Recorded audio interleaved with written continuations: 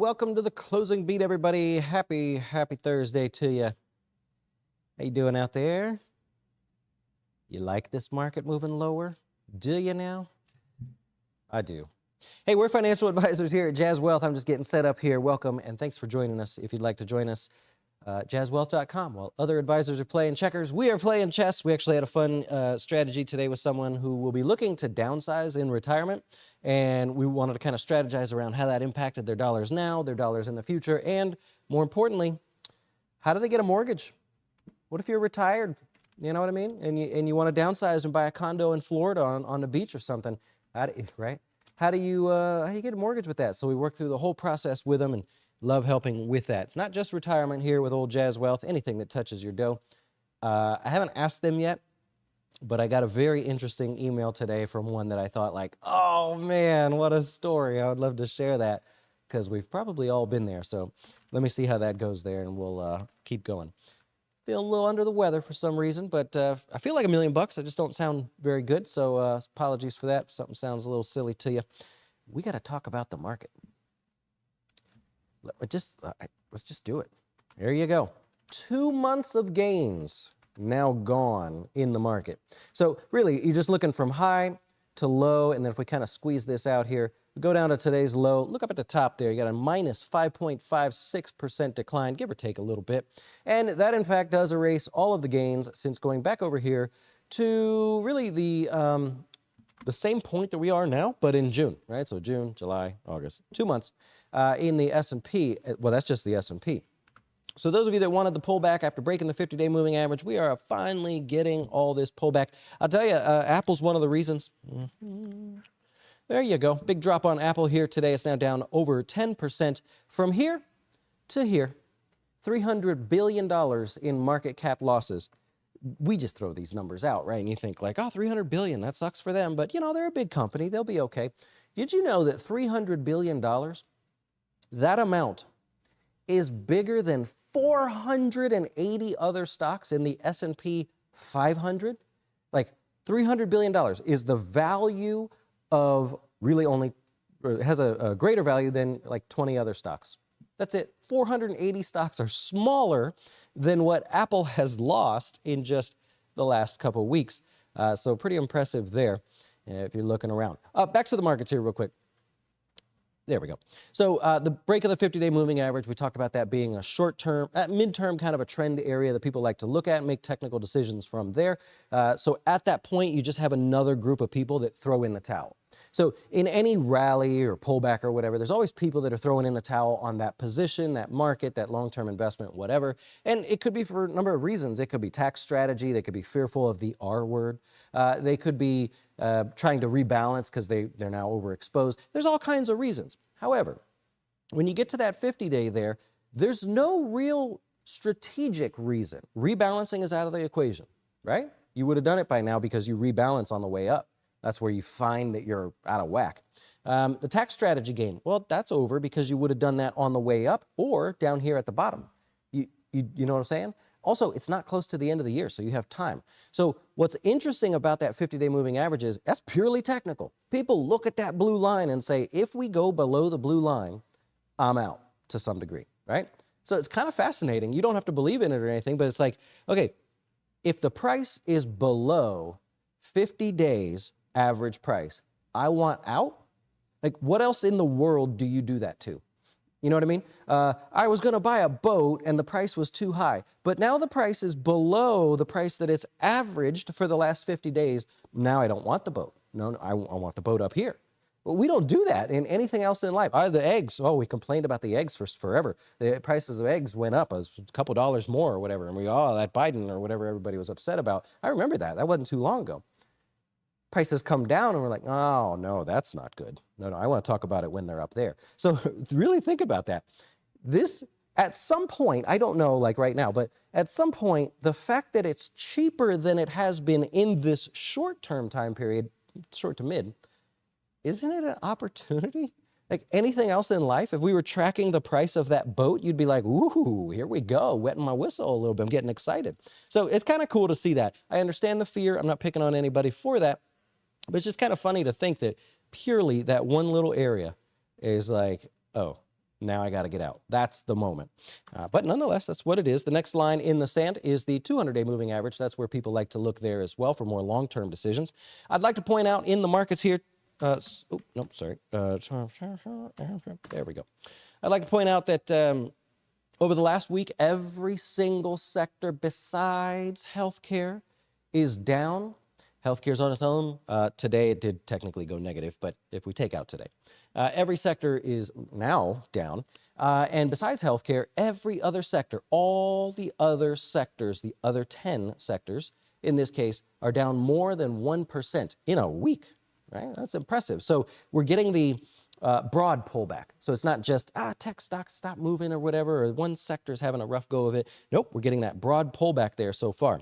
Moving along, we've got utilities. All right, check this out. Usually, we use utilities for yield, right? When you think the market is going to be weak, or you need to take a little less risk with some of your money. Maybe you were going to buy a house in 10 years and it's year number 9 and you're like, I don't want to take so much risk. Well, we would normally look to utilities as one area to go. The trouble is now there are other choices. We don't have to do that. Utilities are less volatile and all that great stuff, but there's still risk. One of them being Hawaiian Energy, right? So what happened over there? Oh my God, is this another Pacific Energy thing? I don't know. I'm not following it. But there's risk that there's a wildfire in Maui and the electric company could not be partially or maybe all responsible for the blame there. We don't know. The stock tanks, right? Lose like 2/3 of its value just like that. Well, people are smart. Here's the 10-year yield, and I flipped it upside down to show the correlation, but it's a 10-year yield, or you can think of the 10-year price if you like to, versus the utility sector. Notice the perfect correlation. So in black is the 10-year yield. In blue, I'm sorry, I said backwards. In blue is the 10-year yield. In black is the utility sector. As interest rates go up, we have utilities going down. That's not always the case. I see people, you mentioned that, where you go, oh, interest rates are going up, that's going to hurt utilities and real estate. Not as much. It's usually not correlated like this because we're going there for safety, volatility, for lack of volatility, for yield, while we wait the other stuff out. Not this time. Why is it like this time? Well, because if you think about it, do you want the risk of Hawaiian Energy and potentially whatever else happens, of companies that can go bankrupt? They're utilities, but you get what I'm saying. Companies that can experience a really rough time. Or do you want the risk-free guaranteed return of the U.S. Treasury, who's supposedly going to never default on their bonds or their treasuries that they issue? So people get that. I mean, we can have our theories of what happens after this, but if we go over here, you say, well, I don't need utilities. I can go over to bonds and I can get the same, if not a little bit more money, same volatility, which is less, and supposedly it's a risk-free return. That's the only time we're allowed to say risk-free return as a financial advisor. So I thought that was rather fascinating there. Something I was looking at. Speaking of bonds, let's go over there. Here's the 10-year. Talked about this the other day. I really worry about this. So we are just flirting with making new highs, meaning yields would be the highest point that some of you have seen in your lifetime, depending on how young you are. Others are just laughing at the kids right now that are kind of panicking about these high interest rates. But nonetheless, we don't want to see rates go higher there. We've got, that's what's happening at the moment. We don't want to see that, and we're almost to new highs. I'd like to take a moment to go over to gold. Yeah, there it is. So we use the GLD, so you can look as well. People essentially running for the hills in gold. How many of you fell for that? Hey, inflation's going higher. You got to have gold. I got to have that gold, man. Put gold in your IRA, and all these commercials where they literally say things that are not true. I don't know how they get away with that. Nonetheless, we did the video to talk about it's too late. We talked about the whole performance and everything. If you want to be in gold, you have to take advantage of discounts because once they pop, that's it. You missed it. It's too late. Gold moves in fits and starts, naturally, if you know how it derives its underlying value and compares to the dollar and all that. Here's what I want to point out. Right now, if you, let's zoom in. This is really kind of cool. It's an interesting stat thing here. We have a series of lower highs and lower lows. You see that there? If you're not a candlestick person and you're one of our clients or a research member, go in the videos there and just type candlesticks. There's three classes on this. Really cool. But basically, let's just zoom in a lot and show this. So the bottom of this is the low for the day. The top in this case is also the high of the day. Go back a day. The bottom, which also happened to be the low, that's your closing price. So as far as it went. Up here, notice how this is slightly higher than this. I'm going to do it backwards now because I want to say it this way. This is slightly lower than this, which is slightly lower than this, which is slightly lower than this, this, and this, right? The bottom, this, I'm going to do it backwards. This is slightly lower than this, slightly lower than this, blah. You get what I'm doing? So the highs, as you work your way back, are higher. So what it means is over the last 9 days, the highs have become lower each and every day. They did not even go back to the prior high. They were here, the next day here, right? The lows, each and every day, lower, right? That's 9 days in a row. This may sound sort of, silly to you guys, but did you know that that's a record?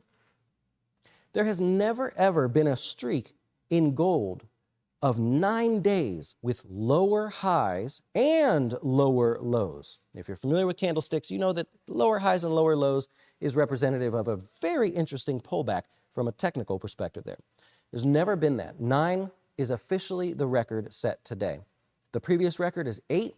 That was set yesterday. So I don't know what to tell you. So basically, as you look around, the dollar getting stronger, weaker for gold. And that's what's happening essentially, the piece by piece. People are saying, I don't want gold anymore. What am I doing with gold? I don't understand. It has no yield. There's nothing I can do with it. And it's still just as volatile as everything else. Oh, hey, I'll go over to bonds. That's the big shift. Everybody's moving money over to bonds there, which hopefully will start to pay off in just a little bit. But for now, very, very difficult. It's just one of those little things. I was looking around and I went, that's odd. That doesn't normally happen. Does it? Let's take a look. No, it doesn't normally happen. That is officially a record. You guys have lived through it. All right, yesterday, I missed the show here yesterday, but I did catch everything.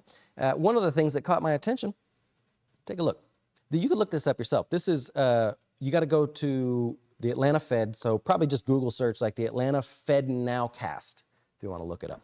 And it's probably on their page somewhere. Well, it definitely is on their page. So as we look through the companies here in the stock market, this is the general consensus of what the economic growth will be. The information is derived from companies that have a large client or customer sampling size, and they're probably making pretty good assumptions. Up top here, way up top, is what the Atlanta Fed says GDP will be in the third quarter. Over here, actually. 5.8%. Just in the third quarter, by the way. Not for the whole year. That still would be high. 5.8%.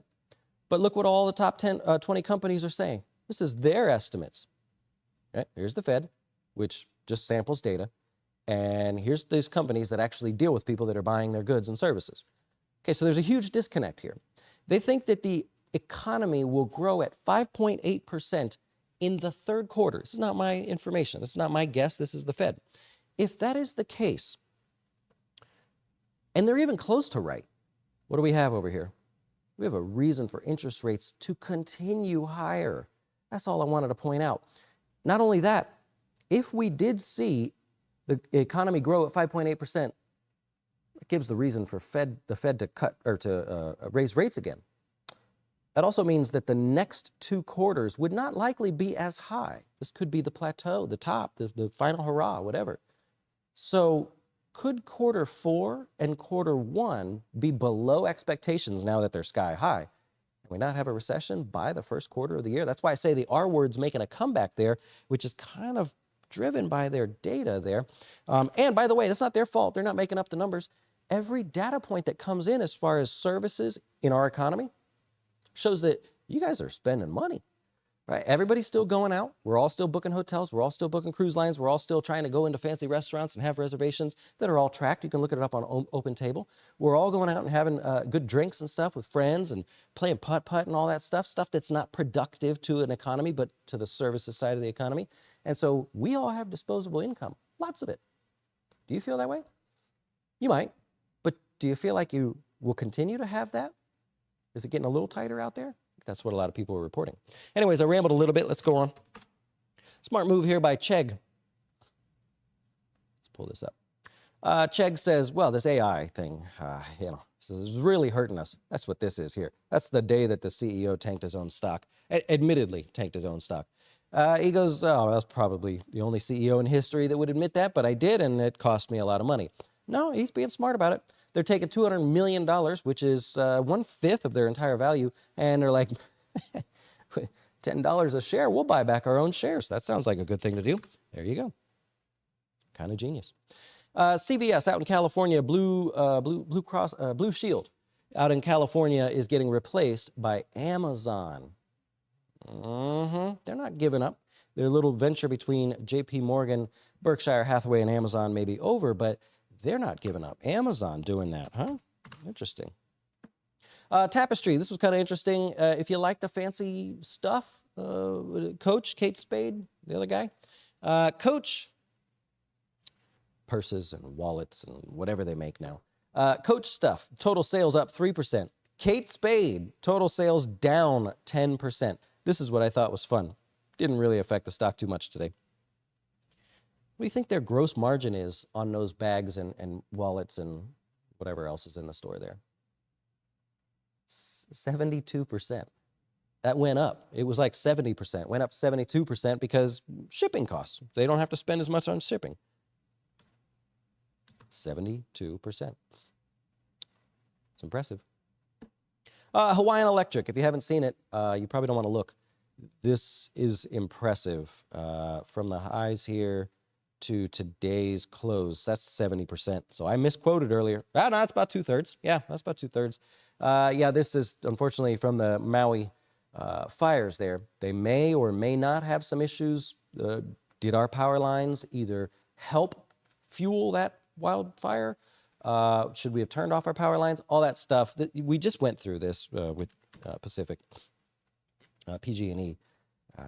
I don't know. I don't follow that. I just happened to see the stock today. That's obviously in the news. The company says, we're going to do our own investigation just to see. We've got to learn from this. Walmart with earnings, they beat by 8%. It was a pretty good earnings report. Sales were up 6%. We were only expecting sales to be up 4%. Inventories. This is not bad news. Total inventories were down 5%. That's good news for Walmart. I'll get to the bad news in a second because it's really bad. So that's great. Any company out there, Target and like Sam's Club, when they start reporting inside of Walmart, inventories going down is good because remember they had too much. It shows that we're still buying this stuff and they're able to get back to a more meaningful level there and get back to higher margins. U.S. inventories down 8%, whereas the whole world up was down 5%. So we're still spending over here. I think we talked about that with you guys, huh? Web sales online up 24%. And their profit margins remain the same. That was the kicker there. So all really good. Earnings report, you're like, yeah, this is great. Stock starts higher. And they go, those student loans, that's going to have an impact on us going forward. We know that the people whose student loans are going to be impacting, the payments are going to impact them the most. Well, those are our customers. And they may have to make that decision to start paying the student loans back, which they should. They have the student loan. I'm totally with that. But it does affect their purchasing. So now they may not buy as much at Walmart, the discretionary side of things. They mentioned the grocery store side should be just fine. I want to point out American Airlines and Delta Airlines as well. Yeah, both of these guys together. 10 new flights weekly to China, if you're feeling like going to China. Remember, this is just a follow-up from what we talked about when they reported their earnings. They said the domestic travel is a little bit soft compared to what it was. It's still strong. But they're like, it's a little bit soft. We find that international travel is really strong. Hey, let's make some flights to China. That's a good one. It's a big place. A lot of people will go there. These will be going to Shanghai in particular. So awesome. Awesome. I've never been directly myself, but I would like to go at some point. I have a lot of cool friends over there. Okay, earnings tomorrow. There won't be much. John Deere, Estee Lauder, and Palo Alto Networks after hours. That's it. That is it. Chesapeake Energy is going to be taking a place in the S&P 400. I don't recall recognizing that news the other day, so I'll bring that to your attention. If you have questions, I am happy to answer your questions if I know the answer. If not, come up with something else. There was a lot of other earnings today. I just, didn't get to it. Walmart, by the way, is quite unofficially the end of earnings season. We'll have, your retailers and stuff that'll keep reporting. Estee Lauder, of course, like or tomorrow, but it's pretty much over. We say that earnings season starts with the banks and ends with Walmart. So that's kind of how you know, like, all right, there shouldn't be too many individual surprises. A lot of lesser known names out there will report, and so be it. But basically, the thick of it is over. Yeah. 91 as a high in Daytona Beach. Yeah, it feels like 101. I'm with you. We had some rain today and yesterday, so that really helped us out. Inventory down is because they're putting Christmas stuff out so early. People are buying it up before it runs out. No. Are they doing a Christmas? No, there was no mention of that in their calls, and that's probably a joke of some kind. No. Maybe Halloween. I could buy that one if you want to make that joke. Thank you, Grateful. Think you're finally get that 10% correction? Not in one fell swoop. You do have to assume that that's going to happen. However, what happens here?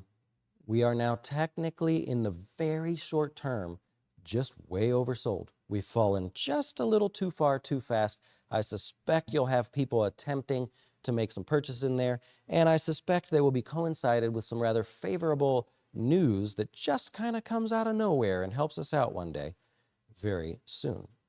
We'll keep you posted on what that news is as it comes out, but that is, if I had to bet, that's what's going to happen. And I don't know, I'll go Janet Yellen on this one. It's a long shot. I'll go Janet Yellen, be the one to do it. Yeah. Bought some cheap stuff here today. There you go. Yeah. Movement of John Deere on earnings. Do you have some John Deere? Do you? They beat 81% of the time. They've been offering guidance a little bit more, and when they offer guidance and raise it, the stock is higher 4 of the last 8 times. So it doesn't sound amazing, but it's been improving when they offer that guidance. I don't know what they'll do, but if they do not, you got a 50-50 shot of it being higher. Doc, you are kidding me. Do we have a Walmart by me? Did you go to Walmart? I was there recently. They had Halloween stuff, not Christmas. Halloween. Yeah, so Doc, man, what are you doing? Where are you at, Doc? Is the weather changing? You can't be putting Christmas stuff out. Halloween makes sense. I'll buy that one. Talking heads go on TV from everything is fine to dropping like a rock. Kevin, I've struggled with that for some years, where one day on TV, they're like, oh my God, this is just incredible. Everything's good, and celebratory hats and the spinners and confetti.